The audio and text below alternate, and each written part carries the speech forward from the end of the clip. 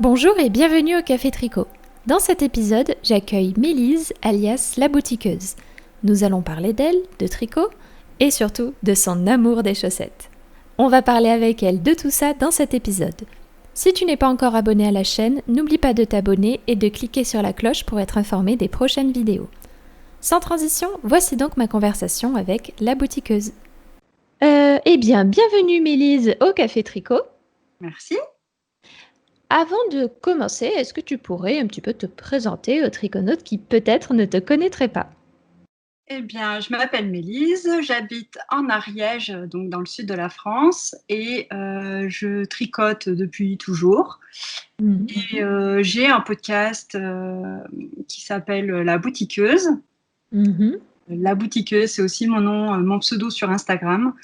Et voilà, j'aime bien organiser des cals, ce genre de choses. Et donc, voilà. Je sais pas quoi dire de plus. C'est déjà pas mal, c'est une bonne présentation ça. Tu dis que tu tricotes depuis toujours. Donc moi, la première question que je vais poser, c'est comment on fait pour tricoter à 1 mois de naissance? Non, je blague. Difficile, j'avoue.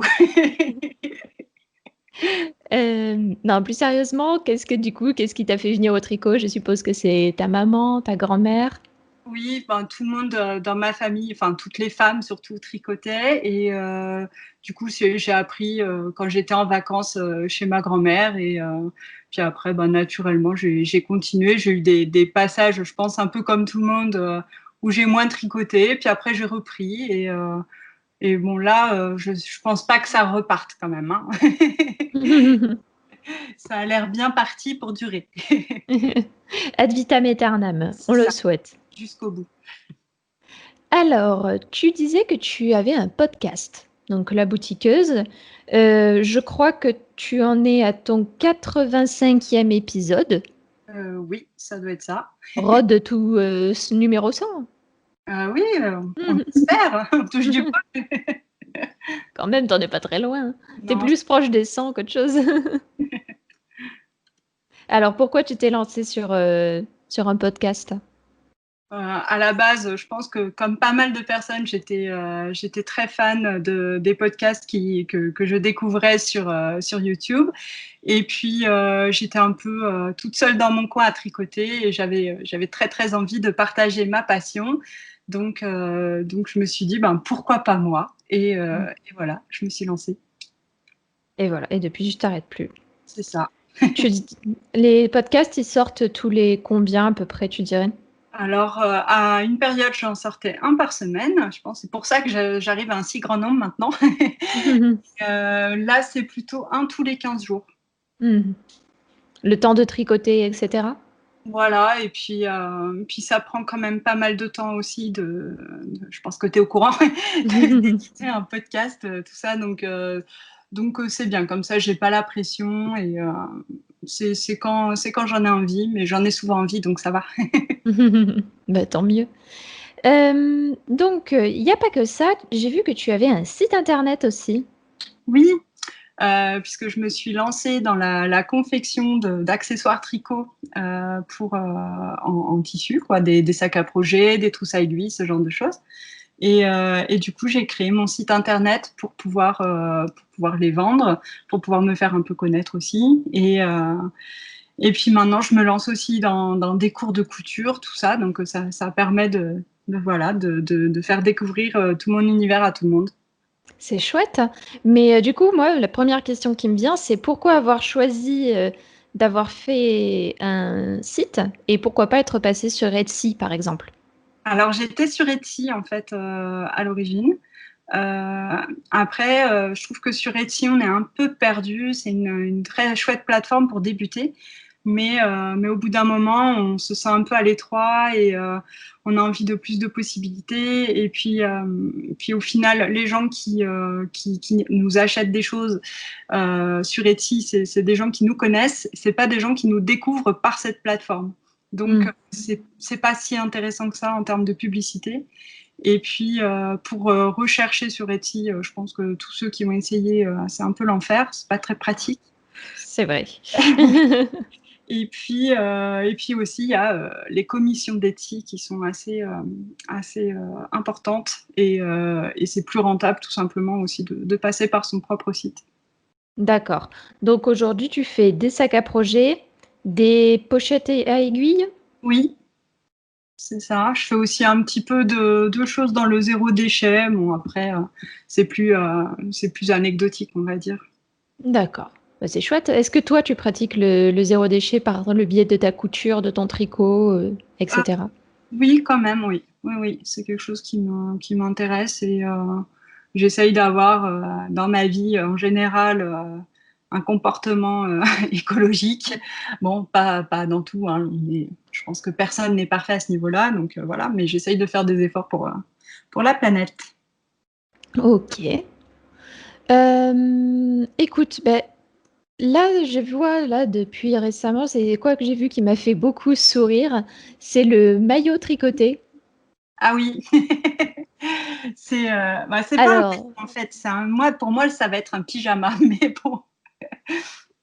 est-ce que tu l'as tenté à la plage? Pas du tout, parce que là, on l'a vu porter du coup en photo à la plage, Ouais, je l'ai mais fait à la plage plutôt pour le joli cadre pour faire des photos. Mhm. Et puis ça s'y prêtait bien, quoi. Et je me voyais mal prendre les photos de ça en plein centre-ville. Oui, c'est sûr, oui. Mais non, du coup, ce sera plutôt un pyjama, parce que je pense pas l'oser sinon trop devant les gens. Et voilà. Et puis la laine en maillot de bain, je suis pas trop sûre du résultat non plus, hein. Oui, et en plus Ça, avec le sel et tout. ça doit l'abîmer fort et puis ça doit tout se détendre aussi quand on rentre dans l'eau. Ça, ça doit pas être top. Tu ressortes en mode chiffon, qui dégouline partout. Ouais, Ça j'avoue. va, ça doit être drôle. Bien. Écoute, mais du coup là aujourd'hui, qu'est-ce que tu as en ce moment sur tes aiguilles?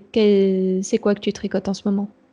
En ce moment, je tricote un pull de Solène Leroux, c'est Solène Knit sur Mhm. Instagram. Et c'est le pull Art déco qui est sorti dans le livre du Knit It. Mhm. Voilà. C'est- D'accord. Que ça sur tes aiguilles? Pas plusieurs en cours à la fois? Bon, il y a des encours qui sont plus ou moins au dodo. Et puis après, j'ai un petit projet secret. Donc voilà. Ah. Voilà, c'est un petit design que je fais. Donc voilà. Oh. Ouais. Et puis voilà. Après, non, moi, je suis pas du genre à avoir trop d'encours en même temps parce que j'en ai, en fait, des fois, j'en monte plusieurs et puis au final, je me concentre que sur un parce qu'il y en a un qui vraiment me passionne. Et donc, au final, je suis monoprojet, donc ça sert à rien, quoi. D'accord, entendu. On peut pas savoir, je vais pas te tirer les verres du nez si tu n'as pas envie d'en parler, mais on peut avoir un petit indice sur ce qui se prépare ou pas? Le petit indice, ce sera, bah, de toute façon, quand on me suit un petit peu, on sait que c'est ce que je fais plutôt, c'est des chaussettes, voilà.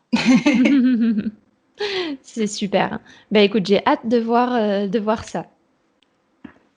En plus, là, ça va tomber pile poil avec le froid qui va revenir, ça va être nickel. Ça va tomber à point. Tu dirais que tu passes combien de temps à tricoter tous les jours, hein, même si tu tricotes sur un seul projet? Je tricote à peu près au moins 3 heures, peut-être 4, Mhm. tous les soirs en fait. Je tricote tous les soirs et après, bon, si c'est le week-end, je peux tricoter plus du coup. Mm. D'accord. Après avoir réalisé du coup tous tes sacs à projet, etc., toutes tes commandes, etc., ou pas? C'est plutôt en soirée. Alors ouais, moi je travaille en journée, puis après, enfin la couture c'est mon travail, donc c'est la journée.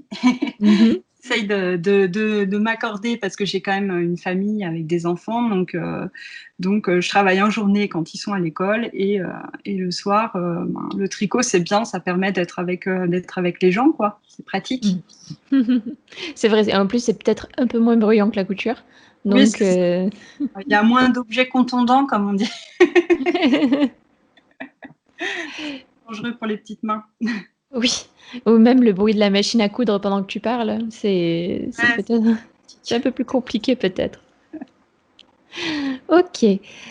Après donc du coup, tu disais que tu avais appris avec les femmes de ta famille, on va dire, comme ça on va être plus large. ouais. Hem, Quand c'est que tu es passée au tricot, on va dire 2.0, donc c'est-à-dire sur les réseaux, avec des jolies laines et cetera? À partir de quel moment tu as fait ce changement? À partir du moment où j'ai découvert les podcasts, en fait, puisque j'étais vraiment tricot à plat, fil d'art, tout ça, quoi, comme tout le monde. Et puis j'ai découvert via Filles d'hiver, notamment. Oui, Euh, c'est vrai, c'est elle qui l'a lancé. c'est ça, c'était la précurseuse des podcasts tricot. Et là, j'ai découvert tout cet univers, Ravelry.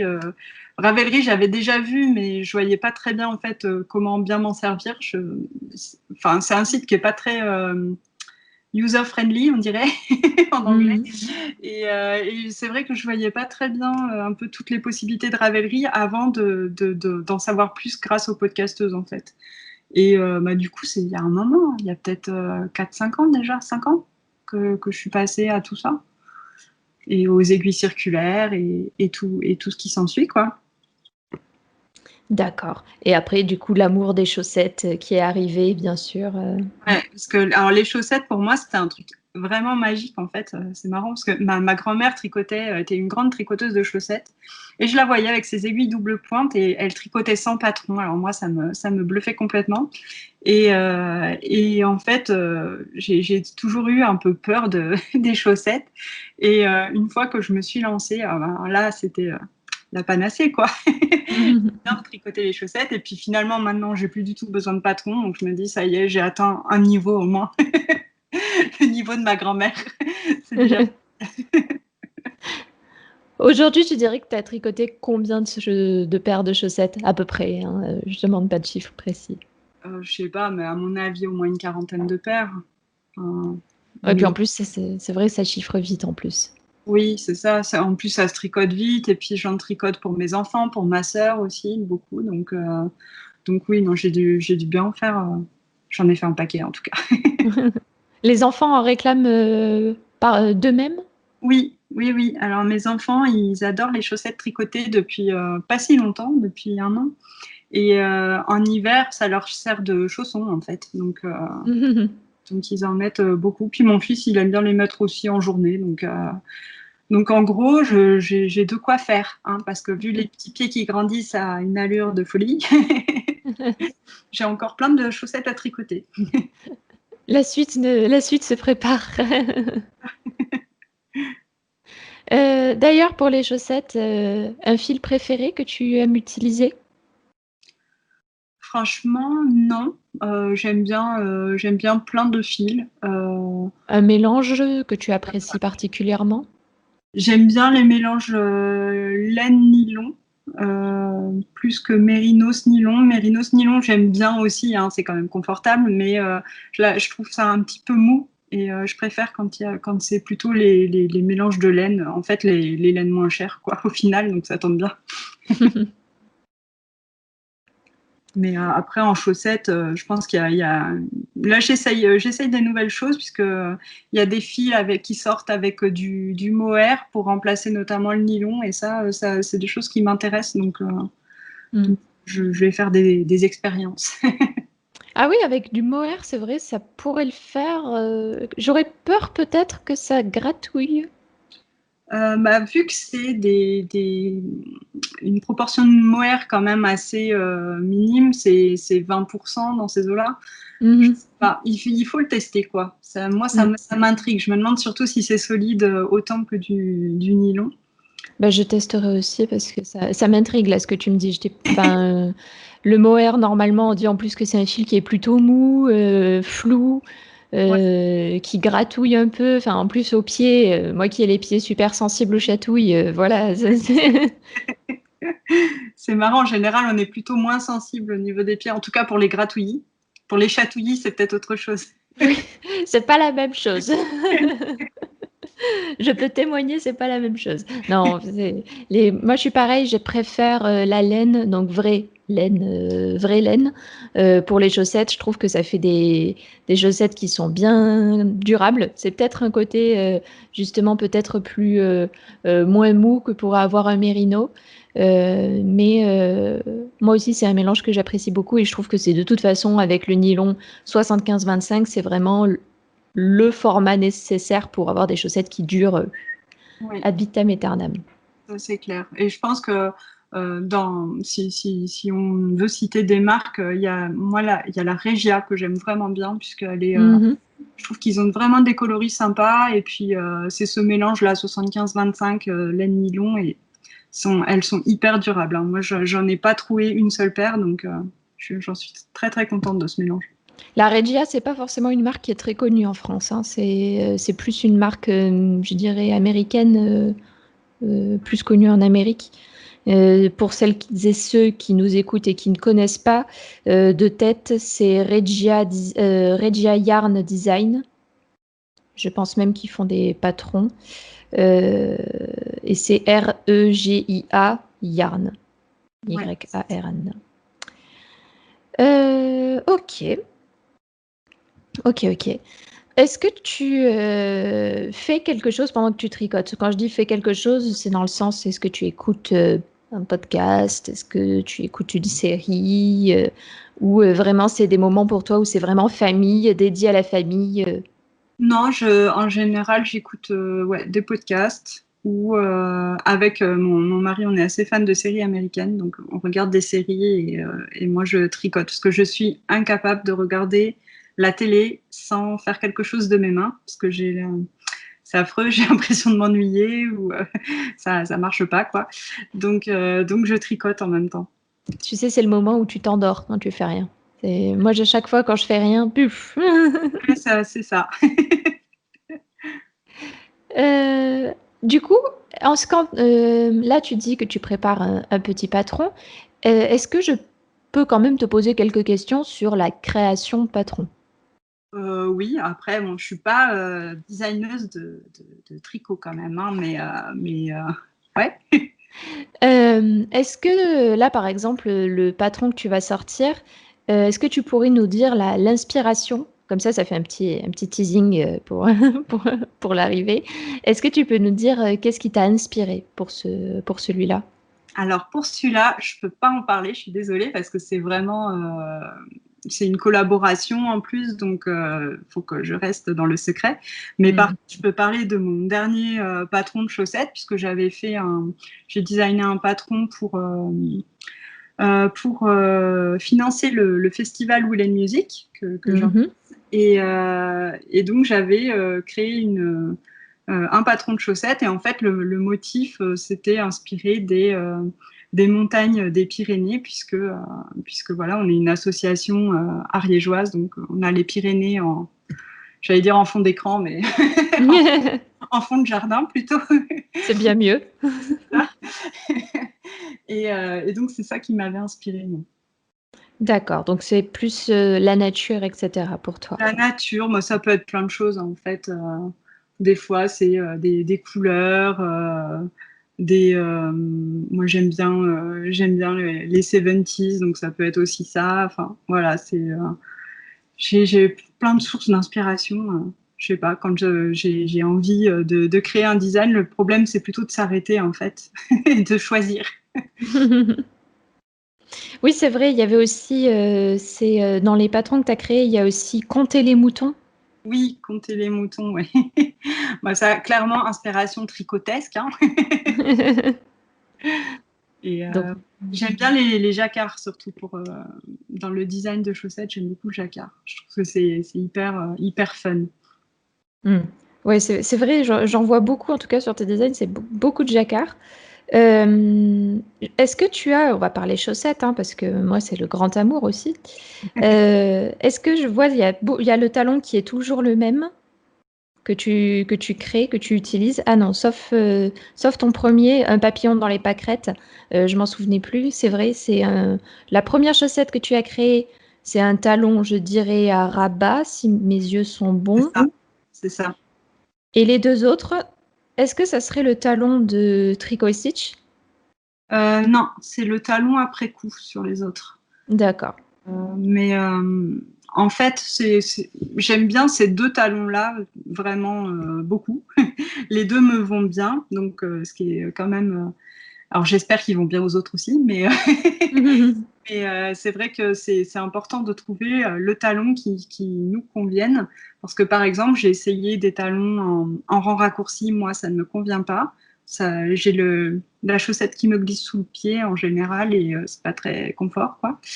Donc voilà, moi, c'est les deux talons, là, le talon avec le carré, le rabat, c'est le talon traditionnel, et le talon après coup que je trouve aussi suffisamment profond pour mon pied, en tout cas. Oui, c'est vrai, il faut savoir que en fonction des pieds, il y a des talons différents qui existent et il faut choisir le talon en fonction du pied que l'on a. Voilà. Par exemple, moi qui ai les pieds plutôt fins, le talon à rabat, j'en suis extrêmement contente. Donc, Le ça talon à fonctionne. rabat, il a quand même cet avantage qu'il est extrêmement modulable. Une fois qu'on a Mm. pris le principe, parce qu'évidemment, c'est pas avec la première chaussette qu'on va comprendre tout, mais, mais une fois qu'on a bien compris comment ça marchait, c'est assez facile de l'augmenter ou de le réduire en fonction de son pied et pour être le plus à l'aise possible. C'est celui qui est le plus pratique, je trouve. Et même de mettre un point différent si on a envie, changer la couleur. Enfin, je trouve vraiment que c'est un talon qui est déjà parfait pour commencer, mais aussi qui, comme tu dis, est très modulable. Qui vraiment, on peut en faire à peu près ce qu'on veut. Ouais. Euh, Pourquoi cet amour des chaussettes, à ton avis, pour toi? Déjà parce que c'est tellement confortable. Je pense que toutes les personnes qui ont eu la chance un jour dans leur vie de porter des chaussettes en laine, en vraie laine, tricotées main sur mesure, pensent la même chose, quoi. C'est qu'une fois qu'on a testé, on ne peut pas revenir en arrière. Fini les chaussettes du commerce. Donc voilà, on a forcément envie. Puis c'est un petit projet qui avance bien, donc c'est hyper réjouissant. On se dit, voilà, on commence quelque chose et en moins d'une semaine, on a une paire de chaussettes et un objet fini, alors qu'avec un pull, bon, le pull en fingering qui prend des semaines et des semaines, voilà. T'en vois plus le bout, c'est fini, ça arrive pas. Après, t'as les coutures, c'est la mort. C'est ça, bon, c'est sûr que bon, c'est moins motivant, on va dire. Mais ouais, les petits projets chaussettes, puis on peut les transporter partout aussi. C'est pratique quand on est en voiture ou quand on va chez des amis. Bon, des amis qui acceptent qu'on tricote, hein, évidemment, mais c'est bien plus pratique à transporter qu'un pull en morceaux, quoi, c'est sûr. T'as eu le cas des personnes qui refusaient que tu tricotes dans leur maison? J'ai jamais eu de problème avec ça. Après, je pense que voilà, il y a des soirées où on va où bon, on se sent pas forcément à l'aise pour sortir son tricot. Mm. C'est pas trop le mood. Mais, mais après, non, moi, j'ai jamais eu personne qui m'ait fait des réflexions là-dessus, donc j'ai pas de souci avec ça. Ok, bah tant mieux parce que c'est vrai, c'était un article que j'avais fait, c'était, je crois que le titre c'était Est-ce que je peux est-ce que tricoter en public c'est impoli? Et je parlais en fait d'une expérience où moi j'aime beaucoup en fait sortir le tricot pendant les soirées, j'ai aucune gêne, à la limite je demande à la personne qui reçoit est-ce que ça la dérange ou pas. Et, euh, et en fait, il y a beaucoup de triconautes qui m'avaient répondu que oui, elles trouvaient ça impoli de tricoter avec d'autres personnes à côté et que ça devait pas se faire en fait. Donc il y avait en fait il y avait il y avait eu un grand débat sous les commentaires. Ouais, c'est Et intéressant. Ben, franchement, j'aurais jamais cru que quelqu'un pourrait trouver ça impoli, surtout quelqu'un qui tricote, en fait. oui, bah, parce qu'en fait elle considérait que c'était trop prenant comme activité. Du coup, t'es pas vraiment avec la personne. Enfin voilà. Mais après, c'est vrai que justement, ça dépend peut-être aussi du projet qu'on sort. Si c'est une chaussette où on n'a pas à réfléchir, c'est du tricot en rond ou quoi que ce soit, bon, si c'est de la maille endroit au kilomètre, enfin, moi, en tout cas, j'en suis à ce stade où j'ai pas besoin de regarder ce que je fais et du coup, Mm. je je peux pleinement me consacrer à une conversation sans problème, quoi. Oui, c'est l'avantage du tricot, ce côté multitâche possible. C'est que tu peux avoir une conversation et en même temps tricoter. euh, Quelque chose que tu peux faire en effet avec des tricots simples. Par exemple, une dentelle Shetland euh, avec des diagrammes et tout. Typiquement, c'est une mauvaise idée. Ah, c'est peut-être impoli de sortir ça par contre. Parce que vraiment, on se met dans son coin, c'est pas très sympa, quoi. Mais même au-delà d'être impoli, c'est risqué pour le tricot en lui-même. Surtout ça, en fait. Si on commence à faire des erreurs partout, bon. Ça va être compliqué. Donc, donc du coup, non, c'est vrai, pour moi, si tu sors un truc tout simple, je vois pas trop le problème. Après, je comprends qu'il y ait des personnes, en effet, qui disent, ah, mais non, mais t'es pas vraiment avec moi parce que tu fais autre chose à côté. Là, dans ce cas-là, voilà, on en discute et il n'y a pas de problème. Puis après, ça, je pense qu'on peut éclaircir les choses en parlant, quoi. Mais moi, c'est vrai que les gens avec qui j'ai pu sortir mon tricot, ils ont toujours eu des réactions, au contraire, hyper positives. Ils trouvent ça chouette. Enfin, ils me demandent ce que je fais. Puis Mm. ils voient que je continue à discuter avec eux. Donc, je pense que du coup, ils pensent pas que je suis dans mon truc, quoi. Oui, c'est vrai, il y a ça aussi. Et il y a un autre truc auquel je pense dans ces fameux commentaires, il y avait quelqu'un qui disait que c'était impoli, non pas parce que tu étais ailleurs, mais parce qu'en fait, le fait de sortir le tricot, d'un coup, tu avais toute l'attention, en fait. Ah, Et c'était ça qui était impoli. Wow. ouais, bon, après, je sais pas. Moi, Ça dépend. je me pose pas trop de questions, en fait, je crois. Et moi, je considère que c'est chacun fait. Voilà, ça gêne, il n'y a pas de problème, on en discute. Et puis chacun gère comme il le souhaite. Voilà. Ok.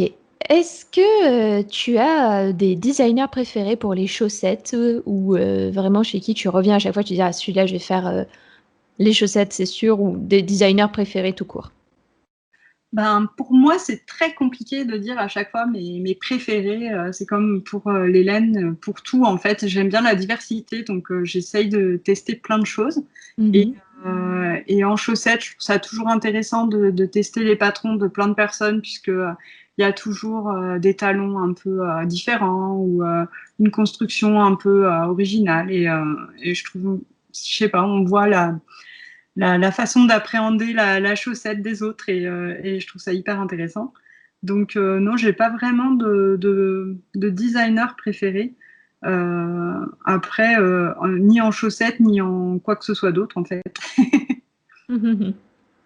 Ok, je comprends tout à fait. Et du coup,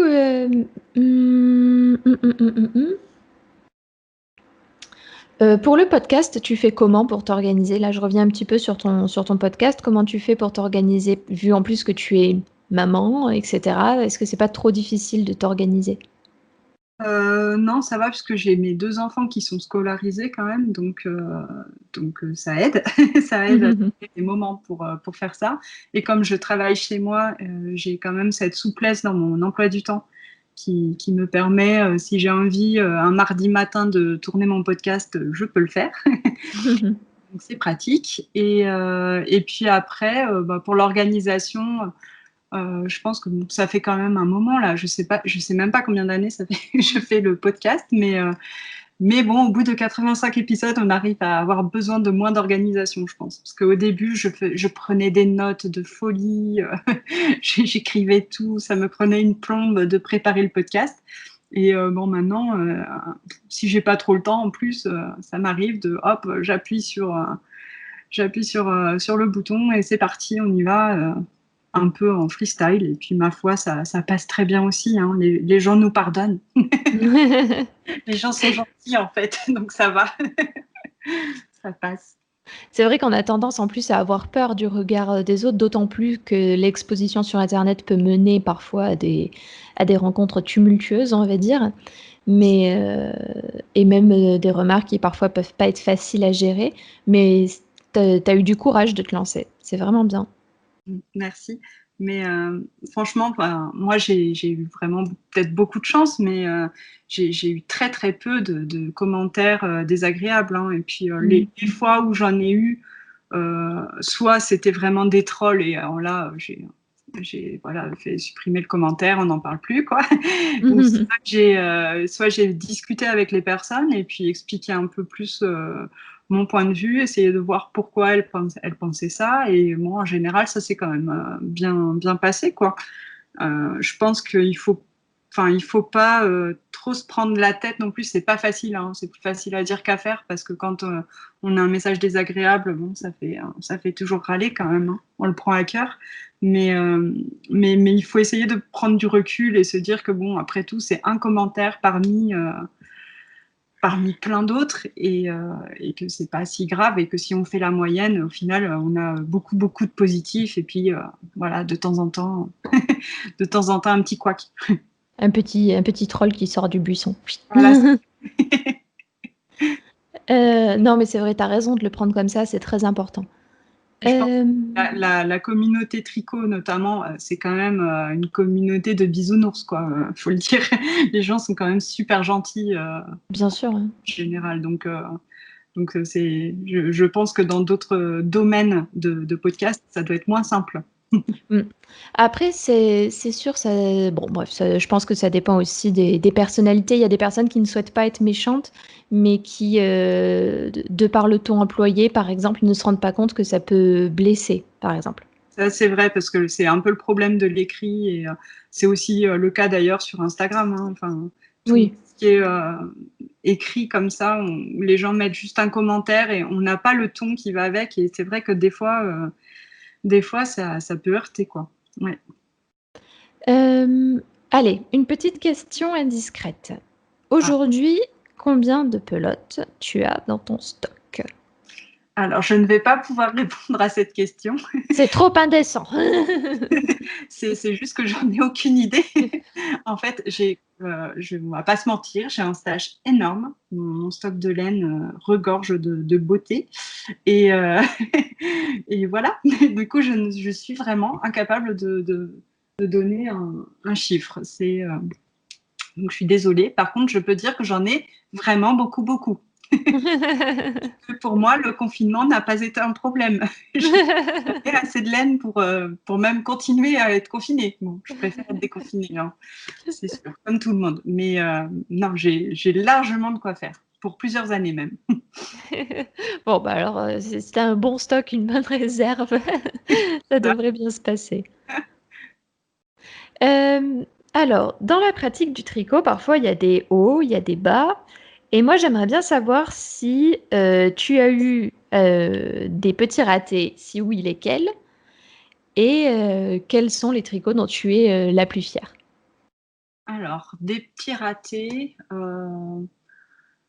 pas vraiment, puisque bon, quand je rate, en général, quand j'ai quelque chose qui fonctionne pas, je le détricote et puis voilà. Moi, après, j'ai eu des déconvenus puisque j'ai tricoté des projets mais qui sont bien réalisés mais que je ne porte pas, donc ça c'est quand même embêtant.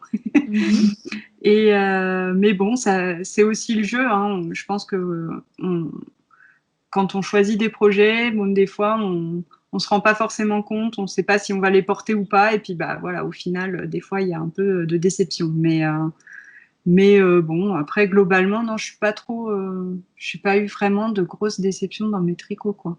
Une fois, je me suis retrouvée avec un truc beaucoup trop petit, mais quand on fait pas d'échantillon, voilà ce qui se passe. Donc, c'était un problème d'échantillon. Voilà, c'est ça. C'était dans mes premiers tricots, et après, bah, on apprend aussi, hein. C'est sûr. Parce que c'est vrai que c'était l'avantage de fil d'art, en fait. Je me disais, c'est que on faisait pas trop d'échantillons parce que on tricotait toujours avec la même laine, les mêmes aiguilles qui nous disaient, quoi.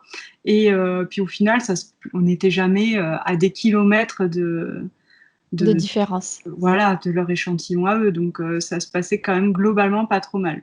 Bon, même si j'ai toujours eu des manches trop courtes, mais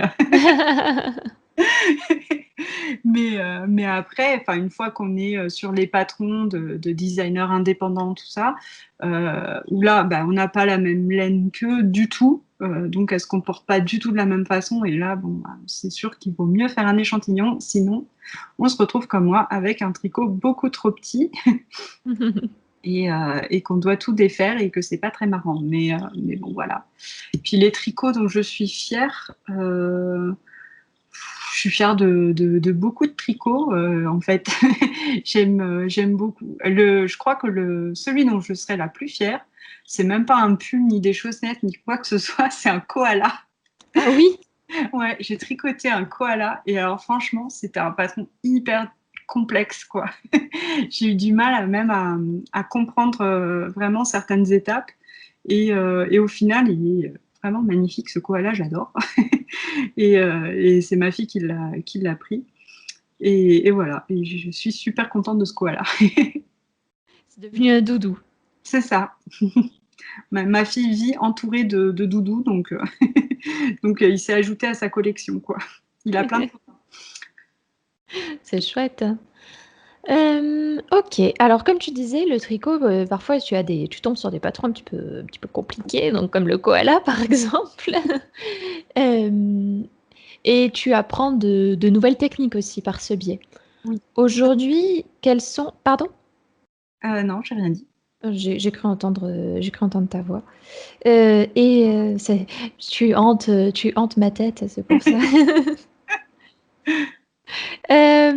Du coup, je disais oui, qu'on apprend de nouvelles techniques. Et aujourd'hui, je voulais savoir si tu avais des techniques que tu aimerais apprendre en tricot.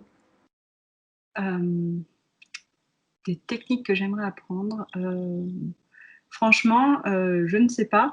Je ne connais pas toutes les techniques existantes, ça c'est sûr. Donc, j'ai très envie de découvrir plein de nouvelles techniques. Après, je suis pas très à l'aise encore avec la brioche. Mhm. Donc j'aimerais bien enfin, tester de nouveaux modèles avec plus de motifs et tout ça. Parce que c'est vraiment... Alors autant, moi, j'ai pas de problème à lire mon tricot, mais en brioche, un peu quand même. Mm. J'ai du mal encore à voir, je l'ai pas assez pratiqué, j'ai du mal encore à voir le fonctionnement. Donc peut-être là-dessus. Après, je pense que c'est toujours chouette de découvrir des techniques et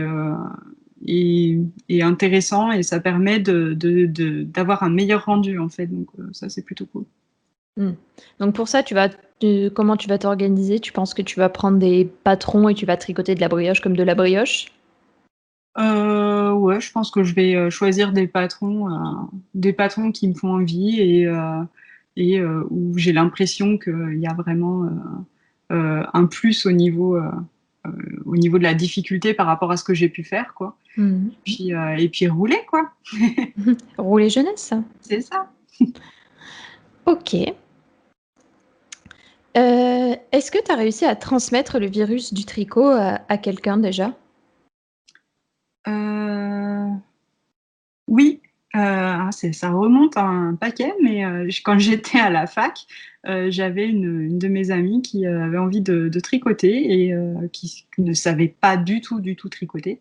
Et à l'époque, ça remonte beaucoup. Donc, il n'y avait pas tous les tutos sur YouTube, tout ça. Et elle avait une petite caméra et elle m'avait filmé en fait en train de faire la maille en droit, la maille en vert, tout ça. Et du coup, je lui avais appris à tricoter et elle s'était vraiment prise de passion pour ça et c'était vraiment chouette, quoi. Et C'est cool. après, j'ai essayé, j'ai appris à tricoter à ma fille quand même, mais c'est pas encore son fort. Mais bon, après, elle a que 9 ans, donc je pense qu'elle a encore le temps de, de développer cette passion. Ça viendra peut-être plus tard, hein. Voilà.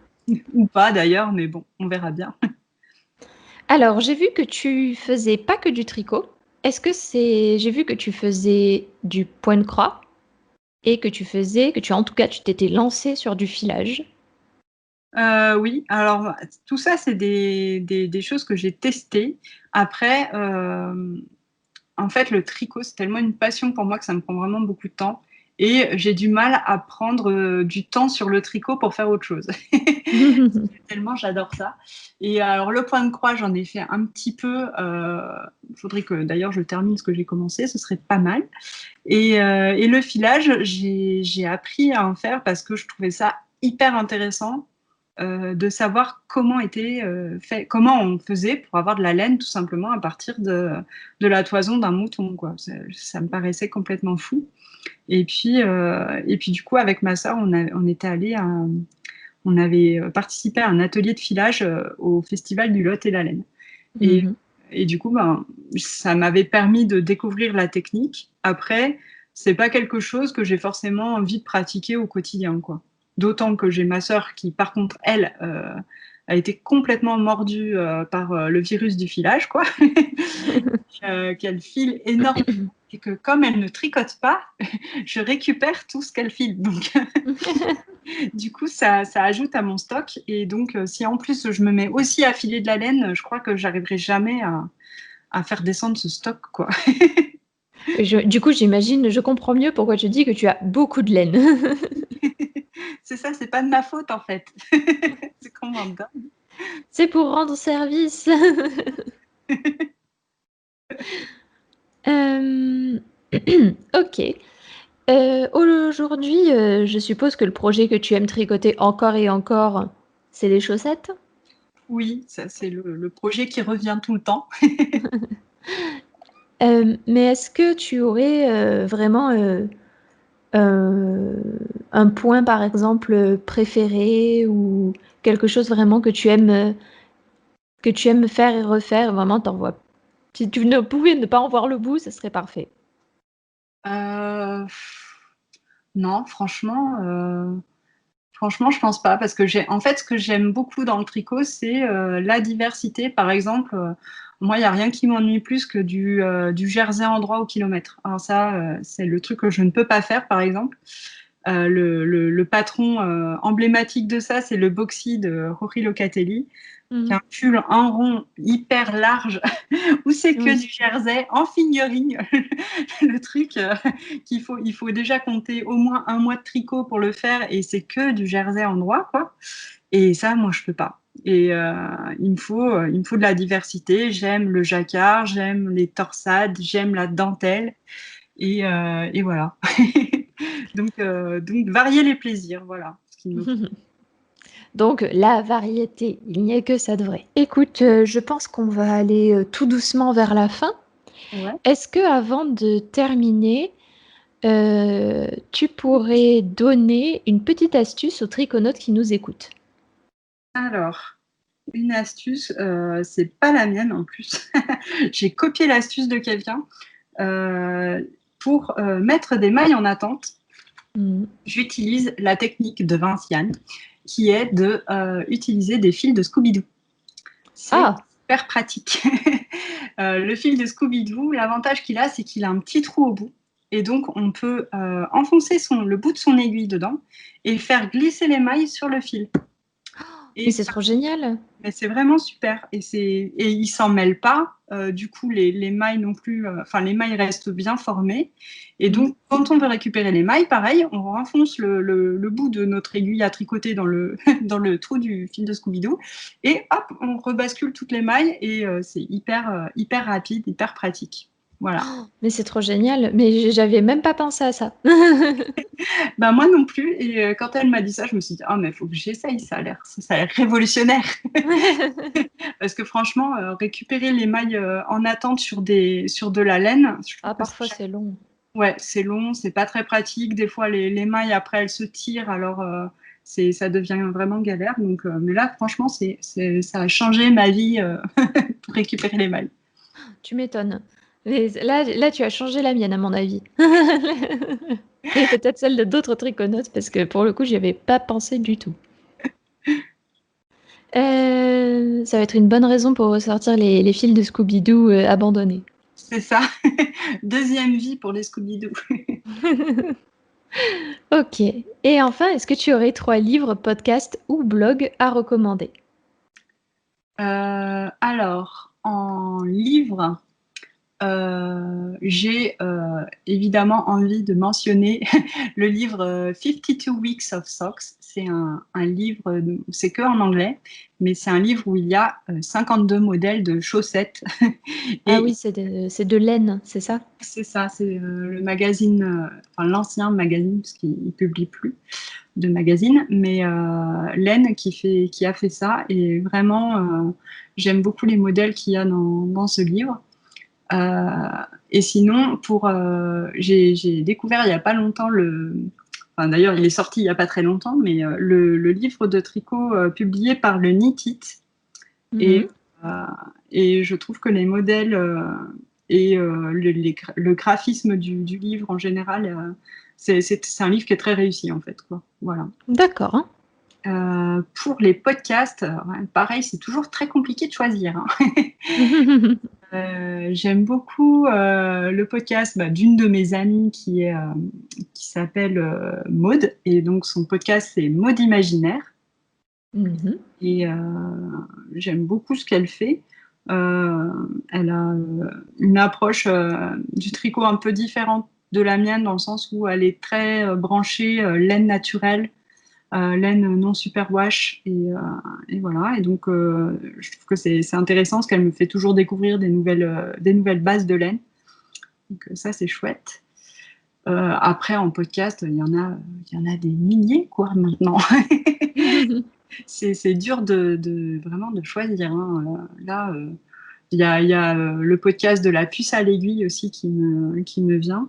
C'est Léa, elle s'appelle, et elle a un podcast très haut en couleurs, je trouve. Elle a toujours des associations de couleurs qui sont sympas. Elle a un style un peu rétro que j'aime bien. Donc voilà, on va rester là-dessus, parce que sinon, on va y passer 3 heures, quoi. On pourrait. Et c'était quoi sinon, les livres, les podcasts Blog. et les blogs? Alors par contre, je ne lis pas de blog, donc voilà, je peux pas conseiller. Ça marche. Eh bien, merci beaucoup en tout cas, Mélisse. J'ai passé un super moment avec toi. J'espère que toi également. Ah, merci à toi, franchement, c'était super sympa. Et ça me fait tout bizarre d'être interviewée par toi, parce que j'ai écouté vraiment plein de tes interviews, et du coup, c'est rigolo d'être de l'autre côté, quoi, du miroir.